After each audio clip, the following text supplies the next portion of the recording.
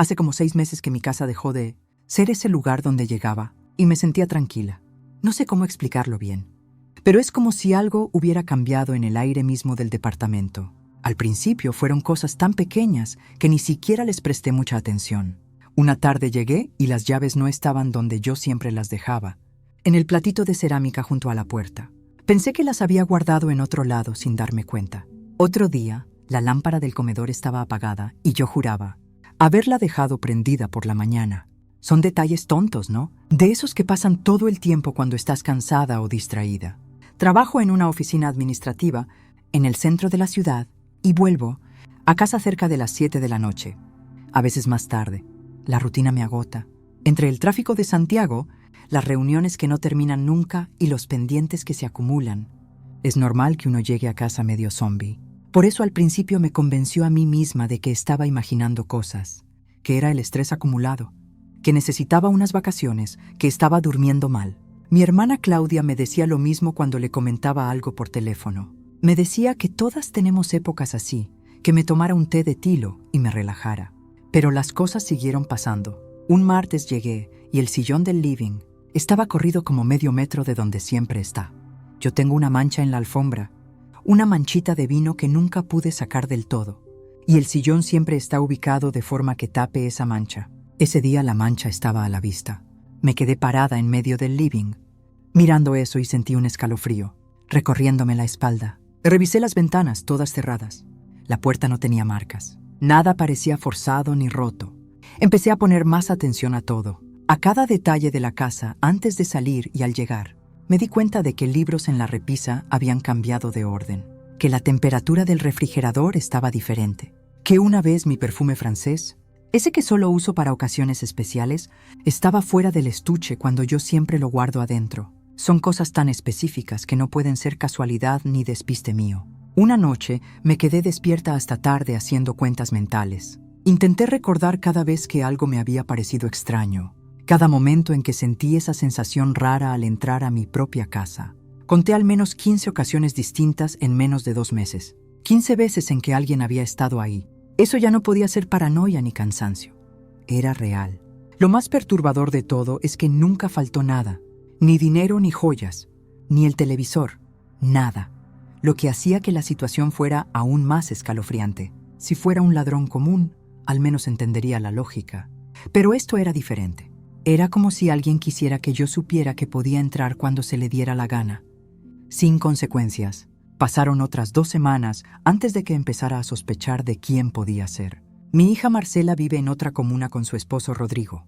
Ellos tienen llaves de mi departamento desde hace años, para emergencias o por si necesitan algo cuando yo no estoy.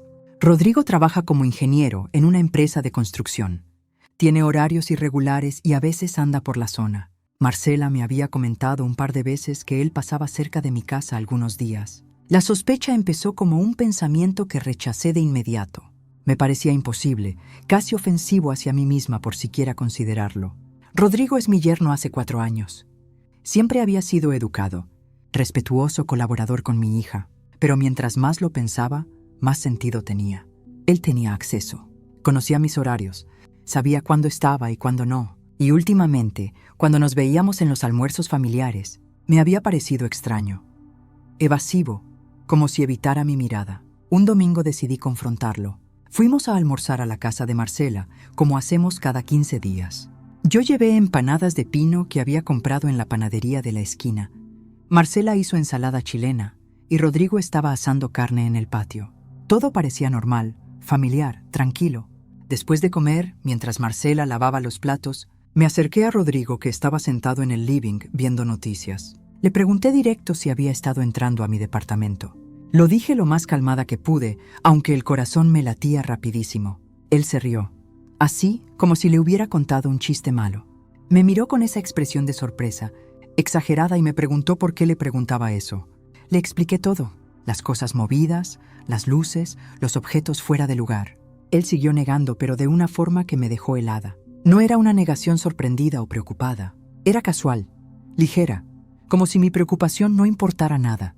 Me dijo que probablemente estaba cansada, que a veces uno cree recordar cosas que no son así. Usó exactamente las mismas palabras que yo había usado conmigo misma al principio. y eso me hizo sentir peor. Me hizo sentir como si estuviera exagerando, como si mi percepción de mi propia casa no tuviera valor. Cuando Marcela salió de la cocina y preguntó de qué hablábamos, Rodrigo cambió de tema inmediatamente. Dijo que estábamos comentando sobre el partido de fútbol de ayer. Volví a mi casa esa tarde sintiéndome extraña, confundida. Empecé a dudar de mí misma otra vez, pero esta vez de una forma diferente. No dudaba de que las cosas estuvieran pasando, dudaba de mi capacidad para hacer algo al respecto. Me sentí pequeña, invisible, como si lo que yo dijera no tuviera peso. Y lo peor de todo es que empecé a preguntarme si estaría perdiendo la cabeza, si realmente estaba imaginando todo, si el estrés me estaba afectando más de lo que creía. Esa noche no dormí casi nada. Me quedé mirando el techo de mi habitación, escuchando cada ruido del edificio. El ascensor subiendo y bajando, los vecinos de arriba caminando, el viento contra las ventanas. Cada sonido me ponía alerta. Me di cuenta de que había perdido la paz en mi propio hogar, ese lugar que había sido mío durante casi 10 años, donde crié a Marcela después del divorcio, donde pasé noches sola pero nunca asustada. Ahora se sentía hostil. Al día siguiente en la oficina no pude concentrarme. Mi compañera de escritorio, Patricia, me preguntó si estaba bien. Le dije que sí, que solo estaba cansada. No podía explicarle lo que estaba pasando, ni siquiera sabía cómo ponerlo en palabras sin sonar completamente paranoica. Patricia siguió insistiendo hasta que le conté algo, de forma muy general. Ella me escuchó seria y me dijo algo que se me quedó grabado. Me dijo que siempre confiara en mi instinto, que las mujeres sabemos cuando algo no está bien y que no debía dejar que nadie me hiciera dudar de eso. Sus palabras me dieron fuerza. Decidí que no iba a dejar el tema así. No iba a permitir que me hicieran sentir loca por defender mi espacio y mi tranquilidad.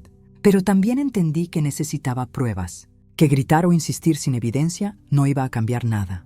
Así que empecé a planear, en silencio, sin decirle nada a nadie, ni siquiera a Claudia o a Patricia. Fue en ese momento, creo, cuando el miedo se transformó en otra cosa. Ya no era solo miedo a que alguien entrara a mi casa, era miedo a lo que significaba todo esto, a que mi propio yerno fuera capaz de violar mi privacidad de esa forma, a que mi hija no me creyera, a que mi familia se rompiera por algo que nadie más que yo parecía ver.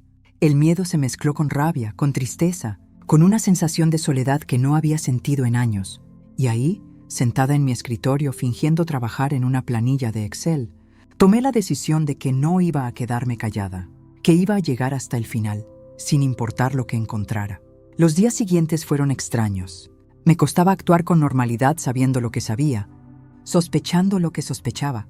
En el trabajo mantenía la rutina, pero mi mente estaba en otro lado todo el tiempo. Pensaba en estrategias, en cómo conseguir pruebas sin levantar sospechas.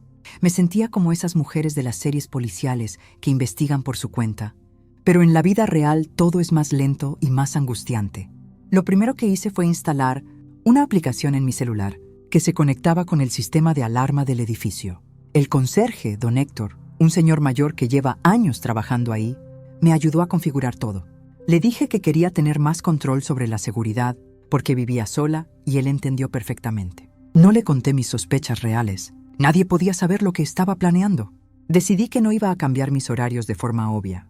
Seguiría saliendo a trabajar todos los días, pero algunos días me iría más temprano de la oficina sin avisar. O me quedaría trabajando hasta tarde en un café con wifi cerca de la oficina. La idea era crear incertidumbre, que quien estuviera entrando a mi casa no supiera con exactitud cuando yo estaba o no estaba. El martes de esa semana salí del trabajo a las 3 de la tarde. Le dije a mi jefa que tenía una cita médica y ella me dejó ir sin problema. Me fui a un centro comercial cerca de mi casa y me senté en la cafetería del segundo piso con mi laptop. Pedí un café con leche y me quedé ahí trabajando remotamente, revisando correos y terminando reportes. Pero cada 5 minutos miraba mi celular, esperando alguna alerta del sistema de seguridad. No pasó nada ese día, tampoco el miércoles que repetí lo mismo. Para el jueves ya me sentía un poco tonta. Quizás sí estaba exagerando. Quizás Rodrigo tenía razón, y todo era mi imaginación. Pero entonces recordaba la forma en que él me había mirado cuando le pregunté. Esa tranquilidad falsa, y sabía que tenía que seguir intentando. El viernes decidí hacer algo diferente. Le dije a Marcela, por mensaje, que iba a ir a Viña del Mar el fin de semana a visitar a una prima. Era mentira, pero necesitaba que ella lo supiera y probablemente se lo comentaría a Rodrigo. Quería crear la oportunidad perfecta. Salí de mi departamento el viernes por la tarde con una maleta pequeña, Saludé a don Héctor como siempre y me fui. Pero no fui a Viña, me fui a un hotel acá mismo en Santiago, uno económico cerca del aeropuerto donde sabía que nadie me conocía. Ese fin de semana fue uno de los más largos de mi vida. Me quedé encerrada en esa habitación de hotel, con olor a desinfectante y sábanas ásperas, mirando mi celular cada rato. Pedí comida a la habitación para no salir. Vi televisión sin prestar atención. Intenté leer un libro que había comprado hace meses y que nunca había empezado. No podía concentrarme en nada. El sábado por la tarde, Marcela me llamó para preguntarme cómo estaba, si había llegado bien a Viña. Le mentí con la voz más normal que pude. Le dije que sí, que mi prima estaba bien, que hacía lindo día. Cada palabra se sentía pesada en mi boca. Odio mentirle a mi hija. Siempre he tratado de ser honesta con ella, de mantener una relación de confianza. Pero en ese momento no tenía opción. No podía contarle lo que sospechaba sin pruebas. No podía arriesgarme a que ella le dijera algo a Rodrigo. Durante todo ese fin de semana no hubo ninguna alerta. Volví a mi departamento el domingo por la noche sintiéndome frustrada y agotada. Gasté plata en un hotel para nada, pero también sentí algo de alivio.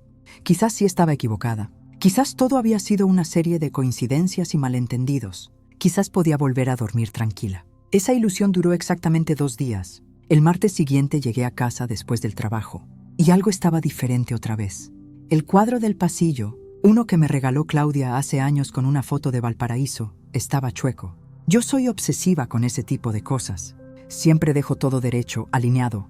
No fue mi imaginación. Alguien había estado ahí. Revisé todo el departamento con el corazón en la garganta. Abrí el closet de mi pieza y noté que algunas cajas de zapatos no estaban en el orden que yo las había dejado. Abrí los cajones de la cómoda. Mi ropa interior estaba revuelta. Sentí náuseas. Una cosa es sospechar que alguien entra a tu casa. Otra muy distinta es confirmar que alguien está tocando tus cosas íntimas. Me senté en el borde de mi cama y me puse a llorar. No de miedo, aunque también tenía miedo. Lloraba de rabia, de impotencia, de asco. Ese era mi espacio, mi refugio, el lugar donde debería sentirme más segura del mundo, y alguien lo estaba profanando. Y no solo alguien, mi yerno, el esposo de mi hija, el hombre que se sentaba a comer en mi mesa y me abrazaba en los cumpleaños. Esa noche no dormí. Me quedé despierta pensando en qué hacer. Podía llamar a Marcela, contarle todo, mostrarle las cosas que habían cambiado. Pero sabía cómo iba a reaccionar. Iba a defender a Rodrigo. Iba a decirme que estaba equivocada, que él nunca haría algo así, porque eso es lo que uno hace cuando ama a alguien. Lo defiende, y yo no podía culparla por eso. También pensé en llamar a la policía. ¿Pero qué les iba a decir? ¿Que mi yerno estaba entrando a mi departamento pero no robaba nada? ¿Que movía mis cosas de lugar? Sonarían ridículos. Me dirían que cambiara las cerraduras y listo. No entenderían lo que realmente estaba pasando. La violación sistemática de mi privacidad. El control. El mensaje silencioso de que él podía hacer lo que quisiera. Decidí seguir con mi plan, pero esta vez con más cuidado. No iba a avisar de ningún viaje más. No iba a crear falsas oportunidades. Iba a actuar con total normalidad y dejar que él se sintiera seguro, que creyera que había ganado, que yo había dejado de sospechar. Y mientras tanto, iba a esperar, con paciencia, con rabia contenida, con cada nervio de mi cuerpo en alerta. Los siguientes días fueron una actuación constante. En el trabajo fingía estar bien. Con Marcela fingía que todo era normal. En las comidas familiares sonreía y conversaba, de cosas triviales mientras por dentro sentía que me ahogaba. Ver a Rodrigo sentado en el sillón de mi casa, comiendo mi comida, riendo con mi hija, sabiendo lo que sabía, fue una de las cosas más difíciles que he tenido que hacer en mi vida. Patricia en la oficina notó que algo me pasaba. Un día me invitó a almorzar fuera y me preguntó directo qué estaba pasando. No pude seguir callando completamente. Le conté todo, las entradas, las sospechas, mi plan de esperar. Ella me escuchó sin interrumpir y al final me abrazó fuerte. Me dijo que era muy valiente, que no muchas mujeres tendrían la fortaleza de enfrentar algo así solas. Sus palabras me dieron el impulso que necesitaba para no rendirme. Pasaron 2 semanas más. En ese tiempo no hubo más incidentes obvios, o al menos no que yo notara. Empecé a preguntarme si él se había dado cuenta de que yo sospechaba, si había decidido parar.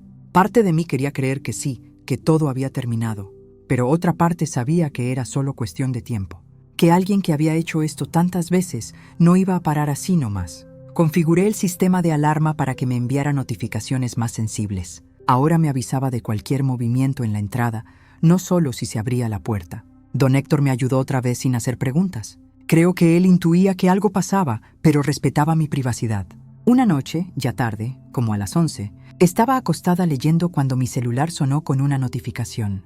El sensor de movimiento en mi puerta se había activado. Me quedé paralizada mirando la pantalla. Eran las 11 de la noche. Yo estaba en mi cama. ¿Quién podía estar afuera de mi departamento a esa hora? Esperé con el celular en la mano, casi sin respirar. Pasaron 5 minutos. 10, 15. No pasó nada más. No se abrió la puerta. Quizás fue un vecino pasando o alguien que se equivocó de piso. Pero yo sabía que no fue coincidencia. Sabía que Rodrigo había estado ahí. Probablemente checando si había luz en mi departamento. Si yo estaba despierta, calculando, planeando su próxima entrada. Ese pensamiento me mantuvo despierta toda la noche. Saber que él había estado a metros de mi puerta mientras yo estaba sola adentro. Al día siguiente, en el trabajo, estaba como zombie. No había dormido nada. Patricia me llevó un café y me dijo que me veía terrible. Le conté lo de la noche anterior. Ella me sugirió que instalara cámaras. Pero yo sabía que si Rodrigo las veía dejaría de entrar y nunca tendría pruebas. Necesitaba atraparlo en el acto. Necesitaba evidencia irrefutable. Fue Patricia quien me dio la idea final. Me dijo que conocía a alguien que vendía cámaras escondidas, de esas que parecen objetos comunes. Relojes, detectores de humo, enchufes, cosas que nadie sospecharía. Me pasó un número de teléfono y yo llamé ese mismo día. El hombre que atendía tenía un local en el centro y quedé en ir a verlo después del trabajo. Compré 2 cámaras, una escondida en un detector de humo falso para el pasillo y otra en un reloj despertador para mi pieza. Gasté casi toda la plata que tenía ahorrada para las vacaciones de verano, pero no me importó. Esto era más importante. Instalé todo yo misma siguiendo las instrucciones. Las cámaras se conectaban a mi celular vía Wi-Fi y grababan todo en una tarjeta de memoria. Esa noche revisé todo 3 veces. Me aseguré de que las cámaras estuvieran funcionando bien, de que el ángulo cubriera la puerta y el living. Me acosté sintiendo una mezcla extraña de esperanza y terror. Esperanza de finalmente tener pruebas. Terror de lo que esas pruebas iban a confirmar. De lo que iba a tener que hacer después. De cómo iba a cambiar todo. No sabía cuánto iba a tener que esperar. Podía ser un día, una semana, un mes. Pero yo estaba lista. Había dejado de dudar. Había dejado de sentirme culpable por sospechar. Ahora solo esperaba el momento de la verdad.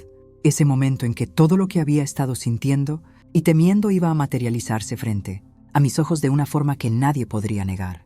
Pasaron 5 días sin que nada ocurriera. 5 días en los que llegaba a casa y revisaba las grabaciones de las cámaras con el corazón acelerado, solo para ver horas de mi departamento vacío. Empezaba a preguntarme si toda la inversión había sido en vano, si Rodrigo había intuido algo y había decidido parar definitivamente. Pero en el fondo sabía que no. Sabía que solo era cuestión de tiempo. Gente así no para, no cuando han salido impunes tantas veces. El 5.º día fue un jueves. Había sido una semana agotadora en el trabajo. Teníamos que entregar un informe importante y todos estábamos estresados. Llegué a casa cerca de las 8 de la noche, con dolor de cabeza, y solo quería darme una ducha y meterme a la cama. Revisé las cámaras por costumbre mientras calentaba un plato de arroz con pollo que había sobrado del día anterior. Nada, todo normal. Me duché rápido, me puse el pijama viejo y cómodo que uso solo para dormir, y me metí a la cama. Prendí la tele con volumen bajo para no molestar a los vecinos. Pusieron una película que ya había visto, pero me daba igual. Solo quería distraerme un rato antes de dormir. Creo que me quedé dormida como a las 11. La televisión seguía prendida cuando cerré los ojos. No sé cuánto tiempo había pasado cuando mi celular empezó a sonar. Al principio el sonido se mezcló con mis sueños, pero siguió y siguió hasta que finalmente abrí los ojos. La habitación estaba oscura excepto por la luz de la tele. Busqué el celular a tientas en el velador y cuando lo vi, el corazón se me detuvo por un segundo. Eran las 4:07 de la mañana y tenía como 20 notificaciones de la aplicación de las cámaras. Todas decían lo mismo. Movimiento detectado, movimiento detectado, movimiento detectado. Me senté en la cama tan rápido que me mareé. Las manos me temblaban tanto que casi no podía desbloquear el celular. Entré a la aplicación y ahí estaba, la transmisión en vivo de la cámara del pasillo. Y en la pantalla, clara como el día a pesar de ser de madrugada, se veía una figura moviéndose dentro de mi departamento. Era Rodrigo. No había ninguna duda. Llevaba ropa oscura, jeans y una polera negra. Pero reconocí su forma de caminar, su postura, todo. Se movía por mi living como si nada, como si esa fuera su casa, como si tuviera todo el derecho del mundo de estar ahí a las 4 de la mañana mientras yo dormía.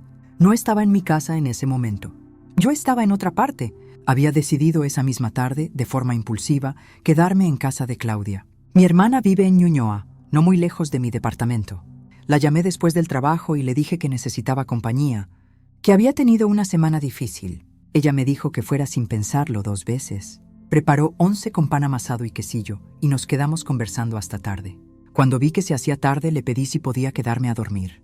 No le dije por qué realmente. Solo le dije que no tenía ganas de manejar de noche.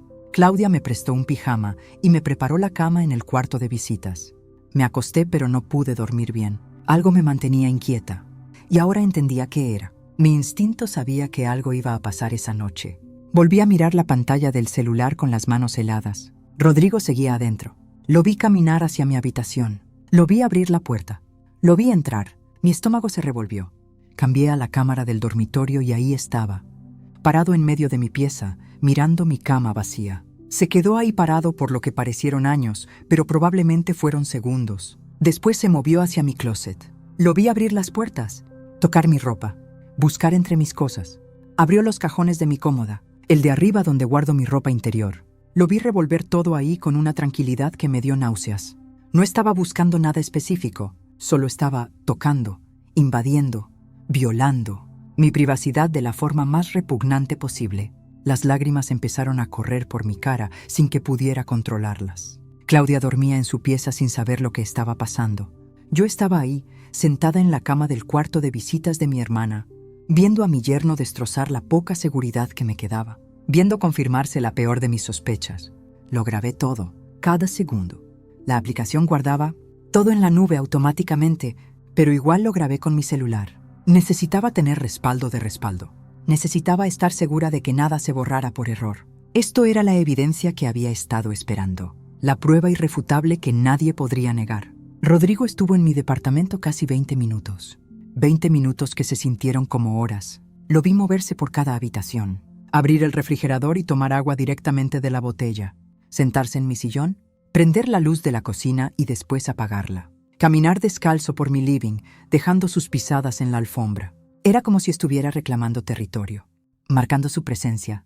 En un momento fue al baño, cerró la puerta y estuvo ahí varios minutos. No sé qué hizo adentro, y francamente no quiero saberlo. Cuando salió se lavó las manos, en el lavaplatos de la cocina, y se secó con el paño de cocina, que yo uso para secar los platos. Ese detalle tan mundano de alguna forma me alteró más que todo lo demás. La normalidad con la que hacía todo, como si esto fuera parte de su rutina. Finalmente lo vi caminar hacia la puerta, pero antes de irse se detuvo. Miró alrededor del living por última vez y después hizo algo que me dejó paralizada. Sacó su celular del bolsillo y se tomó una foto frente al espejo del pasillo.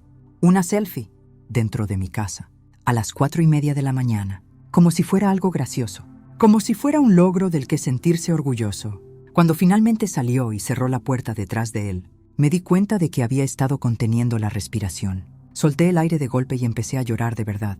No eran lágrimas silenciosas. Sollozaba. Claudia debió escucharme, porque en menos de 1 minuto estaba en la puerta del cuarto, preguntándome qué pasaba. No supe cómo explicarle. Las palabras no me salían. Solo le pasé mi celular y le dije que mirara.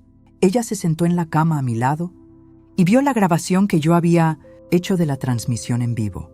La vi ponerse pálida. La vi taparse la boca con la mano. La vi empezar a llorar también. Claudia me abrazó fuerte y nos quedamos así no sé cuánto tiempo. Ella repetía una y otra vez que lo sentía mucho, que no podía creer lo que acababa de ver. Me preguntó desde cuándo sospechaba y le conté todo. Todas las veces que encontré cosas fuera de lugar, la confrontación que tuve con él, la decisión de instalar las cámaras, todo. Mi hermana estaba furiosa. Quería llamar a la policía inmediatamente. Quería ir a buscar a Rodrigo y enfrentarlo. Pero yo la detuve. Le dije que necesitaba pensar, que esto no era solo sobre él. Era sobre Marcela también.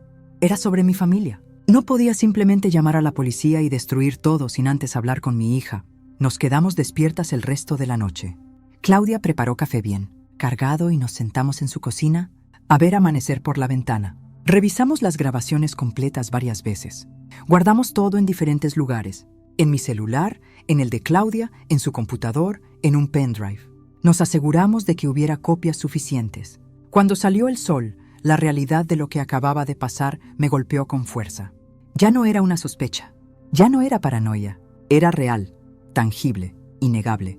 Mi yerno había estado entrando a mi casa durante meses, tocando mis cosas, invadiendo mi espacio más íntimo, y lo había hecho sabiendo exactamente lo que hacía, sin remordimiento, sin vergüenza. Pensé en todas las veces que había dudado de mí misma, todas las veces que pensé que estaba exagerando o imaginando cosas, todas las veces que sentí culpa por sospechar de él. Y ahora tenía la confirmación de que mi instinto siempre tuvo razón, de que debería haberle hecho caso desde el principio, de que perdí meses sintiéndome loca cuando en realidad era él quien estaba mal.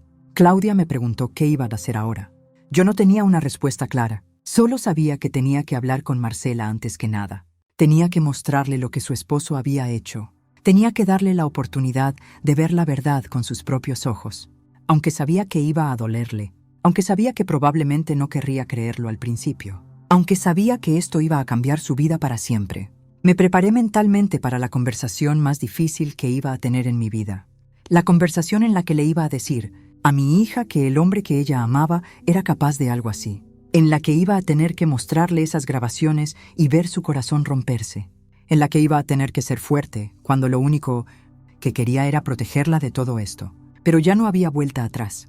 La verdad estaba afuera, y aunque doliera, aunque destruyera lo que quedaba de la paz familiar, era necesaria. Porque seguir viviendo en la mentira, seguir pretendiendo que todo estaba bien, hubiera sido traicionarme a mí misma. Y eso era algo que ya no estaba dispuesta a hacer, nunca más. El viernes por la mañana volví a mi departamento. Claudia me ofreció quedarme con ella más tiempo, pero necesitaba enfrentar mi propio espacio. Necesitaba entrar ahí sabiendo lo que había pasado y reclamarlo de alguna forma. El trayecto desde Ñuñoa hasta mi casa se me hizo eterno. Cada semáforo en rojo parecía durar una eternidad. Llevaba el celular apretado en la mano con todas las grabaciones guardadas. Cuando abrí la puerta de mi departamento, todo se veía normal, limpio, ordenado, como si nada hubiera ocurrido. Pero yo sabía que sí había ocurrido. Caminé despacio por el pasillo mirando cada rincón con otros ojos. El living donde él se había sentado, la cocina donde había tomado agua, mi habitación donde había revuelto mi ropa íntima. Cada espacio estaba contaminado ahora con su presencia invisible. Me senté en el sillón del living, el mismo donde él se había sentado horas antes, y empecé a procesar todo. Las grabaciones estaban ahí en mi celular, evidencia clara y contundente de algo que yo había estado sintiendo durante meses, pero que todos me habían hecho cuestionar. Rodrigo entrando a mi casa a las 4 de la mañana, moviéndose con total libertad, tocando mis cosas, tomándose una selfie como si fuera algo divertido. La rabia que sentí fue diferente a cualquier otra que había experimentado antes.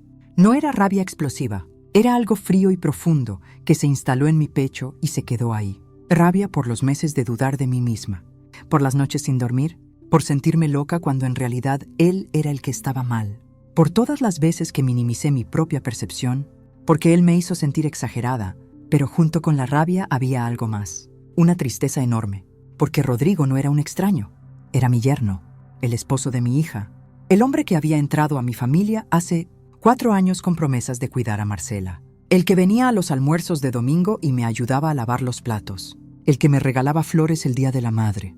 Todo eso había sido mentira, o peor, había sido verdad y convivía con esta otra faceta oscura que yo nunca había imaginado. Pensé en Marcela, mi hija, mi bebé que ahora tenía 28 años y creía estar en un matrimonio sólido. ¿Cómo le iba a decir esto? ¿Cómo le iba a mostrar las grabaciones? Intenté imaginar 1000 formas diferentes de tener esa conversación y ninguna era buena. No importaba cómo lo dijera, iba a destrozarla, iba a romper su mundo en pedazos. Me quedé sentada en ese sillón durante horas. No me moví, no prendí la tele, solo me quedé ahí pensando y sintiendo. El sol entraba por la ventana del living y se movía lentamente por el piso mientras el día avanzaba. En algún momento me di cuenta de que no había comido nada desde la noche anterior, pero no tenía hambre. El estómago me dolía, pero era de pura ansiedad. Marcela me mandó un mensaje como a las 2 de la tarde. Me preguntaba si quería ir a almorzar con ellos el domingo. Los domingos siempre almorzábamos. Juntos, era nuestra tradición familiar. Miré el mensaje durante largo rato sin saber qué responder. ¿Cómo iba a sentarme a comer con Rodrigo fingiendo que todo estaba bien? ¿Cómo iba a mirarlo a la cara sabiendo lo que sabía? Le respondí que tenía algunos pendientes, pero que le confirmaba más tarde. Ella me mandó un emoji de corazón y yo me sentí peor. Mi hija que me mandaba corazones, sin saber que en pocas horas o días su vida iba a cambiar completamente. Y yo era quien iba a provocar ese cambio. Aunque no fuera mi culpa, aunque yo fuera la víctima, de alguna forma me sentía culpable por lo que venía. Patricia me llamó como a las 4. Me preguntó cómo estaba y si había pasado algo. Le dije que sí, que había pasado, y le conté todo.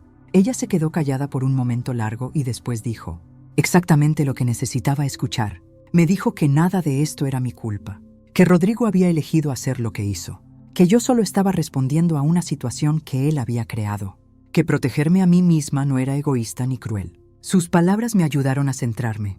Tenía razón. Yo no había hecho nada malo. No había invadido la privacidad de nadie. No había violado ningún límite. Todo esto lo había causado Rodrigo con sus acciones. Y si Marcela sufría por esto, la culpa era de él, no mía. Aunque tratara de racionalizar todo, la culpa seguía ahí de todas formas. Supongo que así es cuando amas a alguien. No puedes evitar sentir su dolor como propio.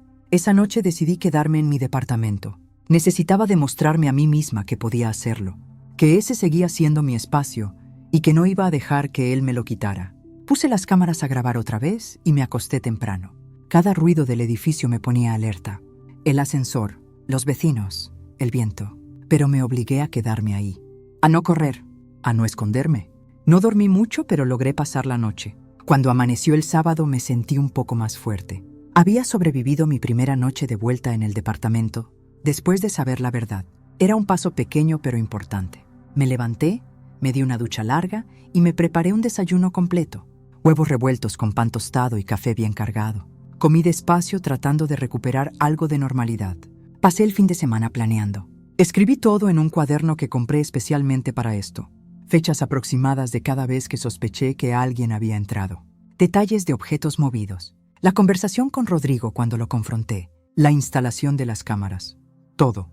Quería tener un registro completo de todo lo que había pasado. No solo para mí, sino por si lo necesitaba legalmente después. También busqué información en internet sobre qué hacer en casos así. Leí sobre allanamiento, violación de domicilio, acoso. Descubrí que lo que Rodrigo había hecho tenía nombre legal. No era solo algo raro o incómodo. Era un delito. Eso me dio más fuerza. No estaba exagerando. No estaba siendo dramática. Estaba respondiendo a algo real y serio. El domingo por la mañana Marcela volvió a escribirme. Me preguntaba si ya sabía si podía ir a almorzar. Le dije que necesitaba hablar con ella, pero a solas, sin Rodrigo. Ella me respondió con signos de interrogación. Le dije que era importante y que prefería que fuera solo ella. Mi hija me conoce bien y debió notar algo en el tono de mis mensajes, porque me respondió que pasaba por mi casa en 1 hora. Esa hora fue la más larga de mi vida. Me cambié de ropa 3 veces, me peiné, me maquillé un poco para no verme tan destruida. Guardé copias de las grabaciones en diferentes dispositivos. Ensayé mentalmente cómo empezar la conversación. Ninguna forma sonaba bien. Todas eran terribles, pero tenía que hacerlo. Cuando sonó el timbre, sentí que el corazón se me iba a salir del pecho.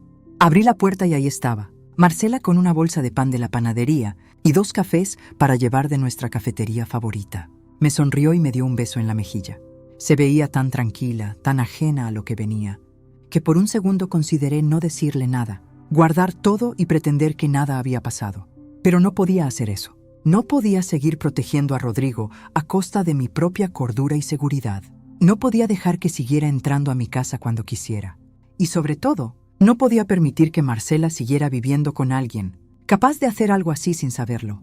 Nos sentamos en el comedor. Ella puso los cafés sobre la mesa y abrió la bolsa de pan. Había comprado mis favoritos, esos de queso que a mí me encantan.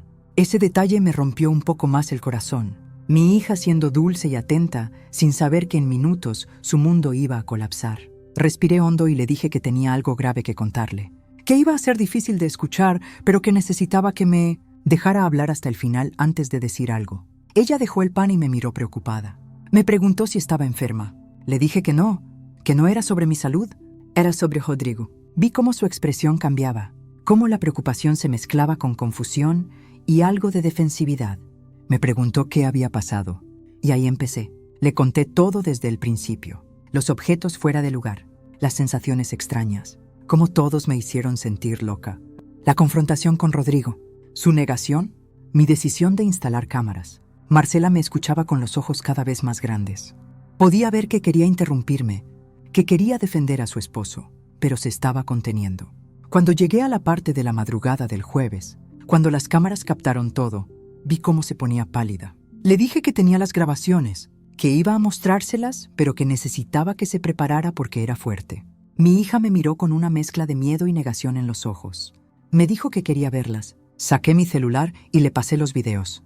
La vi mirar la pantalla. Vi el momento exacto en que reconoció a Rodrigo en las grabaciones. Vi cómo sus ojos se llenaron de lágrimas. Vi cómo su mundo se desmoronó frente a mí y no pude hacer nada para evitarlo. Solo estar ahí, sosteniéndola mientras se rompía. Marcela se quedó en mi departamento hasta la noche. Lloró durante horas. Yo la abracé y lloré con ella. Vimos las grabaciones juntas varias veces porque ella necesitaba estar segura. Necesitaba confirmar una y otra vez que realmente era Rodrigo. Cada vez que lo veía moviéndose por mi casa, tocando mis cosas, tomándose esa selfie, ella se quebraba un poco más. En algún momento, entre las lágrimas, me preguntó si estaba segura de que no había otra explicación. Si quizás él había venido a buscar algo que se le había olvidado. Si quizás había una razón que no estábamos viendo. Yo entendía que era su forma de procesar, de buscar alguna salida que no terminara con su matrimonio destruido. Pero ambas sabíamos que no había explicación, lógica ni inocente para lo que habíamos visto. Le pregunté si Rodrigo tenía las llaves de mi departamento y ella me confirmó que sí, que yo se las había dado hace años para emergencias y nunca se las había pedido de vuelta. Ese detalle que parecía tan insignificante en su momento, ahora cobraba un significado completamente diferente. Le dije que necesitaba recuperar esas llaves y ella asintió. Me preguntó qué iba a hacer ahora. Yo tampoco tenía una respuesta clara. Le dije que iba a cambiar las cerraduras inmediatamente, que iba a mantener las cámaras, que no iba a quedarme callada. Pero más allá de eso, no sabía. No sabía si iba a hacer una denuncia formal. No sabía cómo íbamos a manejar esto como familia. No sabía nada excepto que las cosas nunca volverían a ser como antes. Marcela se fue como a las 8 de la noche. Tenía los ojos hinchados de tanto llorar y se veía completamente agotada. Me dijo que necesitaba hablar con Rodrigo, que necesitaba escuchar su versión aunque ya supiera la verdad. Le pedí que tuviera cuidado, que no fuera sola, pero ella me dijo que estaría bien, que solo quería respuestas. Cuando se fue me quedé sola otra vez con mis pensamientos. El departamento se sentía diferente ahora. Ya no era solo mi espacio violado, era el lugar donde acababa de romperle el corazón a mi hija, donde había tenido que mostrarle que el hombre que amaba era capaz de algo imperdonable. El peso de esa conversación me cayó encima como una tonelada de ladrillos. Esa noche no pude dormir nada. Me quedé acostada mirando el techo, reproduciendo todo en mi mente. Cada decisión que había tomado, cada momento que me llevó hasta ahí. Me pregunté si había hecho bien en instalar las cámaras. Si hubiera sido mejor no saber, si hubiera sido más fácil seguir con la duda que enfrentar esta verdad tan brutal. Pero en el fondo sabía que no. Sabía que no saber me estaba destruyendo de otra forma. Que dudar de mi propia cordura era peor que enfrentar la realidad por muy dolorosa que fuera. Que seguir viviendo en la incertidumbre me hubiera enfermado. Al menos ahora tenía certeza. Tenía la verdad. Y aunque doliera, la verdad era lo que me iba a permitir seguir adelante. El lunes fue un día extraño. Fui a trabajar porque necesitaba la distracción, pero no pude concentrarme en nada. Patricia notó mi estado y me llevó a almorzar afuera. Le conté que ya había hablado con Marcela, que le había mostrado todo. Ella me abrazó ahí mismo en el restaurante, sin importarle que la gente nos mirara. Me dijo que había sido muy valiente, que enfrentar todo eso requería una fuerza que no muchos tienen. Sus palabras me ayudaron, pero no quitaron el peso que sentía en el pecho. Un peso que no era solo por lo que había pasado, sino por lo que significaba todo esto. Por las implicaciones de haberme atrevido a buscar la verdad. Porque ahora que la tenía que decidir qué hacer con ella. Y esa decisión no era fácil. Marcela me llamó esa noche. Me contó que había confrontado a Rodrigo. Que él primero lo negó todo. Dijo que era imposible que fuera él en los videos. Que después, cuando ella insistió y le mostró las grabaciones una y otra vez, finalmente lo admitió.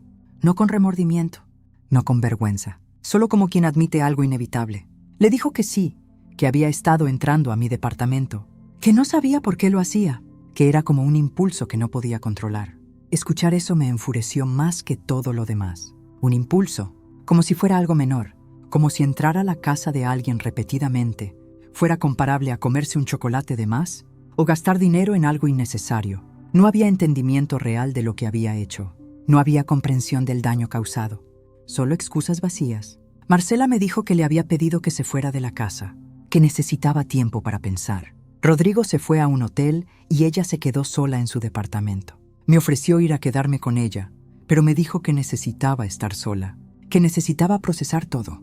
Le dije que entendía, pero que me llamara si me necesitaba, a cualquier hora.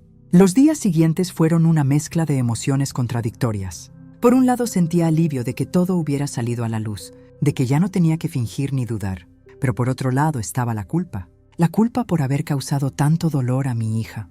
Aunque racionalmente sabía que no era mi culpa, emocionalmente era difícil separar las cosas.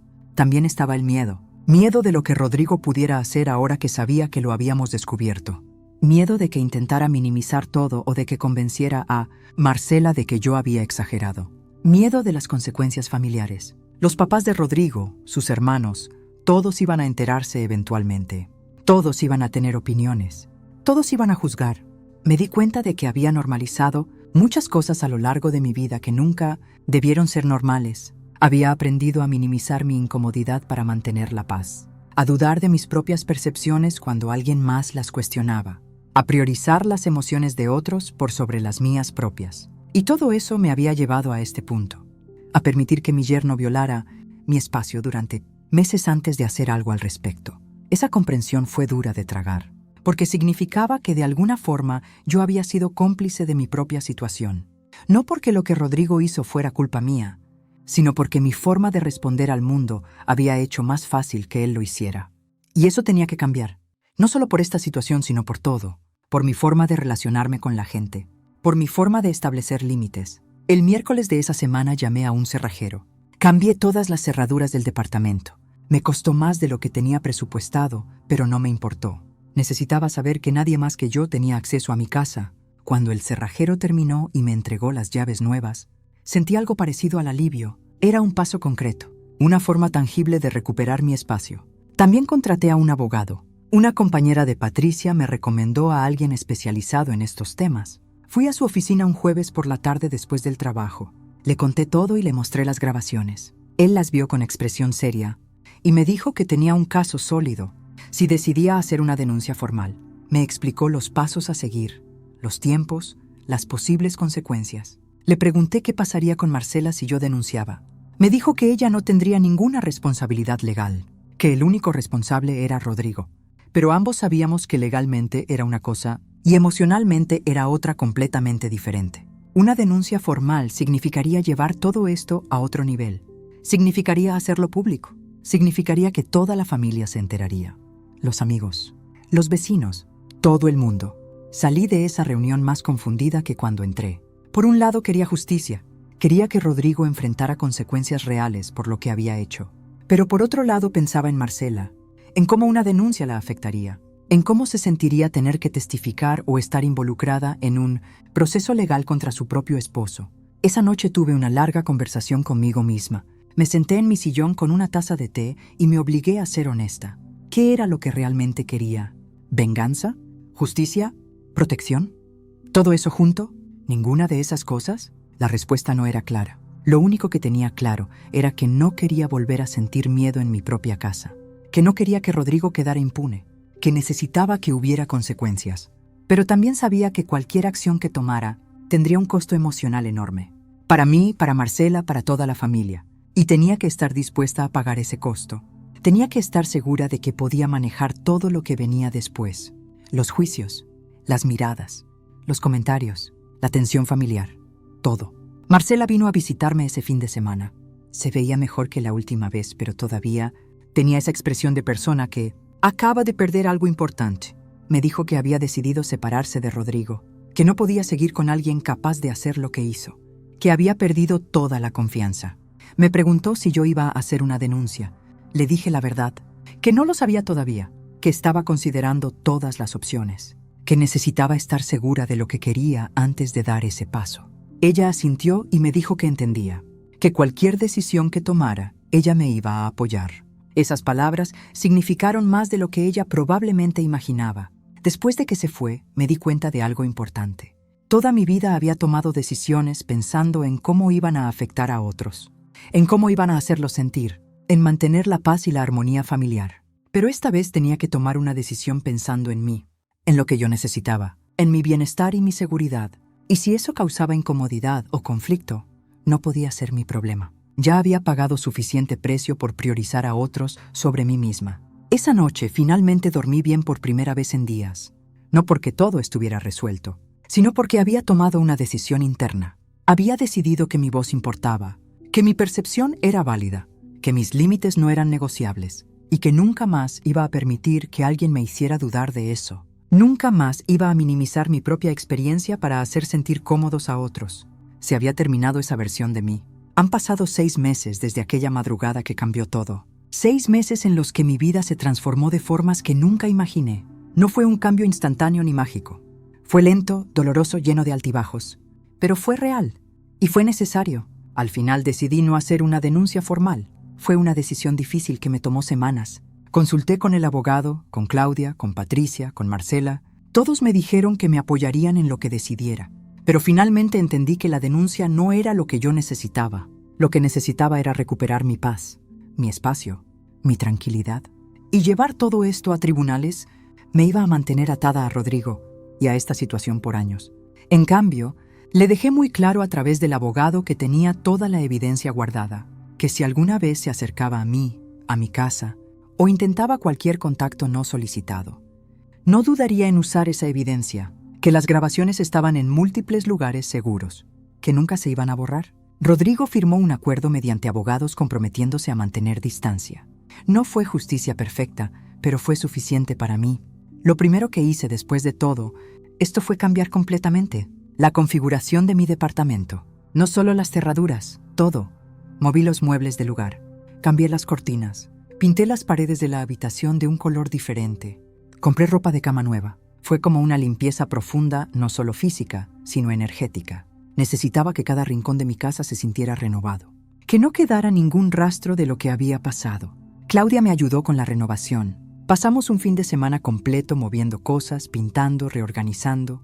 Ella entendía que no era solo sobre decoración, era sobre recuperar mi espacio, sobre hacerlo mío otra vez de una forma que nadie pudiera quitarme. Cuando terminamos y me quedé sola en el departamento esa noche, lloré. Pero fueron lágrimas diferentes. No de miedo ni de angustia. Fueron lágrimas de liberación. También cambié mis rutinas. Ya no salía y entraba de mi casa con ese peso en el pecho preguntándome si alguien había estado ahí. Ya no revisaba obsesivamente si las cosas estaban en su lugar. Podía simplemente vivir, llegar a casa y sentir que era mi refugio otra vez. Ese cambio tan simple fue uno de los más significativos. Las cámaras las mantuve, no porque tuviera miedo de que Rodrigo volviera. El acuerdo legal y las amenazas del abogado fueron suficientemente claros, pero las mantuve porque me daban tranquilidad. Saber que si alguna vez volvía a sentir esa sensación extraña, podía verificar, que nunca más tendría que dudar de mi propia percepción, que tenía forma de confirmar o descartar mis sospechas. Mi relación con Marcela pasó por varios momentos difíciles. Al principio ella estaba destruida. El divorcio fue duro para ella, aunque sabía que era lo correcto. Hubo días en que estaba enojada conmigo por haber instalado las cámaras, por haber arruinado su matrimonio. Yo entendía que era su forma de procesar el dolor, de buscar a alguien a quien culpar que no fuera Rodrigo porque aceptar su responsabilidad era demasiado doloroso. Pero con el tiempo, especialmente después de que empezó terapia, nuestra relación se fortaleció. Marcela entendió que yo no había destruido nada, que Rodrigo lo había hecho él solo con sus acciones, que yo solo había sacado a la luz algo que ya estaba podrido. Ahora tenemos una relación más honesta y cercana que antes. Ya no hay secretos ni cosas sin decir. Hablamos de todo, y eso, de alguna forma, fue un regalo inesperado en medio de todo este caos. También aprendí a escuchar mi instinto de formas que antes no hacía. Antes, cuando algo me incomodaba, lo racionalizaba. Buscaba explicaciones lógicas. Me convencía a mí misma de que estaba exagerando. Ahora, cuando algo se siente mal, lo investigo. No desde la paranoia, sino desde el respeto a mi propia percepción. He aprendido que nuestro instinto nos habla por algo, que esas sensaciones raras no son siempre infundadas. En el trabajo también hubo cambios. Patricia se convirtió en una amiga verdadera, de esas que te sostienen en los momentos más oscuros. Pero más allá de eso, empecé a poner límites que antes no ponía. Cuando alguien me pide algo que no puedo o no quiero hacer, lo digo. Sin excusas elaboradas, sin sentirme culpable. Simplemente no. Y me sorprendió descubrir que el mundo no se acabó por eso. Que está bien decir que no, que está bien priorizar mi bienestar. Los domingos familiares cambiaron, obviamente. Ya no son con Marcela y Rodrigo. Ahora son solo con Marcela, a veces con Claudia también. Son más pequeños, más íntimos, pero también más genuinos. No hay tensión fingida. No hay conversaciones forzadas. Solo familia real compartiendo tiempo de calidad. Hubo momentos muy duros en estos 6 meses. Noches en que me despertaba con pesadillas reviviendo todo. Días en que la rabia volvía con fuerza y me preguntaba por qué a mí, por qué tuvo que pasar esto. Momentos en que dudaba de todas las decisiones que había tomado. Pero también hubo momentos de crecimiento profundo, de entender cosas sobre mí misma que antes no veía. Entendí que durante años había sido complaciente para evitar conflictos, que había normalizado comportamientos que nunca debieron ser normales, que había puesto las necesidades de otros tan por encima de las mías que perdí mi propia voz en el proceso. Y aunque me dolió reconocer eso, también fue liberador, porque una vez que lo ves, puedes cambiarlo. Empecé terapia hace 3 meses. Al principio me resistí. Pensé que podía manejar todo sola, como siempre lo había hecho. Pero Marcela me convenció. Me dijo que si ella estaba yendo a terapia, yo también debería. Y tenía razón. Hablar con alguien neutral, alguien que no juzga ni tiene opiniones preconcebidas, me ayudó a procesar cosas que no podía procesar sola. Mi terapeuta me ayudó a entender que lo que Rodrigo hizo no fue solo una invasión física.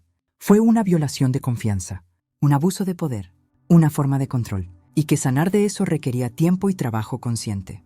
No podía simplemente superarlo y seguir adelante. Tenía que procesarlo, entenderlo y aprender de él. También trabajamos en mis patrones de comportamiento, en cómo había aprendido desde chica a minimizar mis necesidades, a dudar de mis percepciones cuando alguien más las cuestionaba, a buscar validación externa en lugar de confiar en mi propio juicio. Desmantelar esos patrones está siendo un trabajo de largo plazo, pero ya veo diferencias. Ahora cuando algo me incomoda, lo digo. No de forma agresiva ni confrontacional, pero lo digo. Si alguien hace un comentario que me molesta, lo expreso. Si una situación no me parece bien, lo hago saber. Y he descubierto que la mayoría de la gente respeta eso. Que establecer límites no me hace difícil o complicada.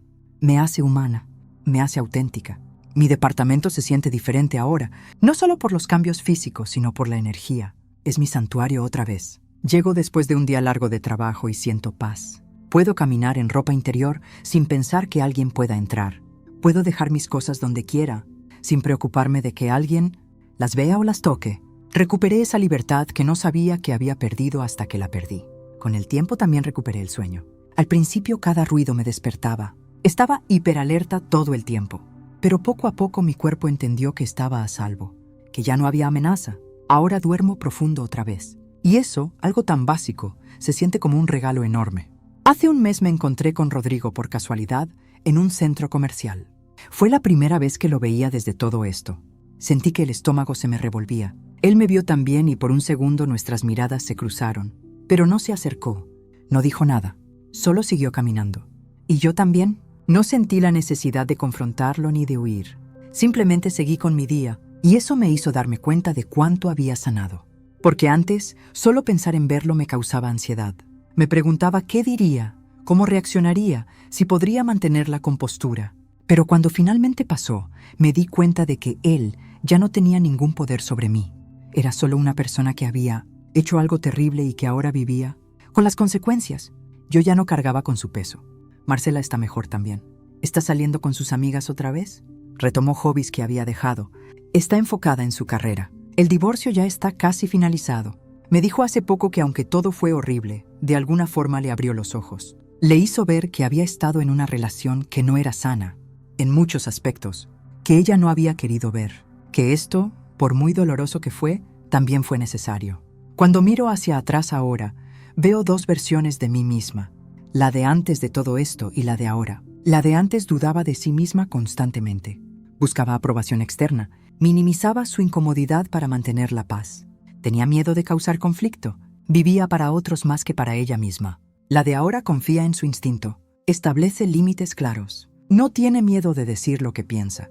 Prioriza su bienestar sin sentirse egoísta por ello.